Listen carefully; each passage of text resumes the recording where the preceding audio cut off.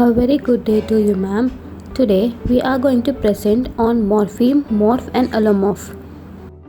Now let's see the definition of these three terms. A morph is simply the phonetic representation of a morpheme, how the morpheme is said. For example, in the word cats, dogs, and houses, the S sounds are different, but which has a same morpheme. Now what is a morpheme? The smallest meaningful unit which cannot be further divided is called as morpheme. For example, in the word unthinkable, it can be divided as un, think, and able and cannot be further divided. What is allomorph? Allomorph are different forms of the same morpheme or basic unit of meaning. These can be different pronunciations or different spellings. Now let's look at morph in detail. A morph is a meaningful group of phones which cannot be subdivided into smaller meaningful units. The word weakness can be divided as weaknesses, and each of these parts is a morph. Same way, the word holiday can be divided as ollie, day, and each of these parts is a morph. Segmented words are referred to as morph. The word bigger is segmented into two morph which can be written orthographically as big and phonologically transcription as big and ir. Each morph represents a particular morpheme. Morpheme are classified into two types, free morpheme and bound morpheme. A free morpheme is one that can stand alone with a specific meaning, for example, book, table, stand, bag, etc. A bound morpheme is one that cannot be stand alone with a meaning. It always added to one or more morpheme to form a meaningful word. For example, replay, cheaply, shorten, unable, brighten, etc. Free morpheme is of two types, lexical morpheme and functional morpheme. Lexical morpheme are morpheme that carry the main message we convey. These can be ordinary noun, verb, and adjective. For example, girl, tiger, black, look, kill, etc. The lexical morpheme are of open class. Functional morpheme. It acts as a functional word in a language, mostly conjunctions, prepositions, article, and pronouns. Example, and, when, but, near, in, the, that, it, etc. It is of closed class words. Bound morpheme also has two types, derivational morpheme and inflectional morpheme. The main difference between these two morphemes are derivational morpheme creates a new word or mostly changes the word class's identity category.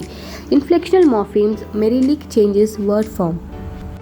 Bound morpheme mostly refers to morpheme that can occur as affix. Affix are nothing but the prefixes and suffixes.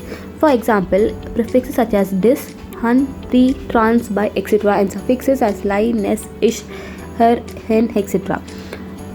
The word disadvantage, unable, preview, transport, bilingual comes under prefix, and suffixes such as simply, whiteness, boyish, simplicity, greener, forgotten, etc. The other type of bound morpheme is derivational morpheme. A derivational morpheme used to create new words with a new meaning. For example, noun plus a derivational morpheme becomes an adjective. For example, boyish. A verb plus a derivational morpheme becomes a noun. For example, clearance. A adjective plus a derivational morpheme becomes an adverb. For example, exactly. The second type of bound morpheme is inflectional morpheme. Inflectional morpheme changes the form but not the word class or the central meaning of the word. The main function of bound morpheme is marking grammatical distinction. For example, cat versus cats, which is singular and plural. Collects versus collected, which is in present and versus past.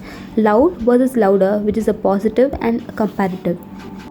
Variation in morpheme is known as allomorph. Allomorph are different forms of the same morpheme or basic unit of meaning. These can be different pronunciations or different spelling. The plural morpheme in English usually written as yes has at least three allomorph. Yes as in judges, is as in dogs, is as in boxes. The past form morpheme ed usually has also three allomorph. Id as in hunted, tit as in fished, id as in buzzed. There are three types of allomorph: adjective allomorph, replacive allomorph, suppletive allomorph, and zero allomorph. To signify some difference in meaning, something is added to a word, which is known as adjective allomorph. The past tense form of most English verb is formed by adding the suffix ed, which can be pronounced as either t or ed. In the word asked, the sound T is produced. In lived, id sound is produced, and in the word needed, its sound is produced. In replacive allomorph, to signify some difference in meaning, a sound is used to replace another sound in a word. The I in the word drink is replaced by A in drank to signal the simple past. This symbolized as follows: drink and drank. In suppletive allomorph, to signify some difference in meaning, there is a complete change in the shape of the word. For example, go plus suppletive allomorph gives went. Be plus suppletive allomorph gives is. Bad plus suppletive allomorph gives worse. Good and suppletive allomorph gives best. So it gives opposite or the past tense or a future tense. What is zero allomorph? Zero allomorph is the term given to the unit involved when a morpheme changes status from one type of morpheme to another without any condition or subtraction of its parts. For example, the word sheep, which is singular, with the addition of zero allomorph gives the same word sheep, which is a plural. Same way, the word lawyer, which is a singular, with zero allomorph gives the word lawyer, which is a plural. There are different conditions in allomorph. The phonologically conditioned allomorph is a plural form in English. Lexically conditioned is a plural which has different forms and cannot be predicted. Morphologically conditioned, where the choice of the allomorph or the systematically determined by the morpheme added to them. What is suppletion? It is an extreme form of allomorph in which two or completely different roots realize the same morpheme. We have made a tabular column which differentiates the morph, morpheme and allomorph. Hope our concept is clear for the reference. Thank you.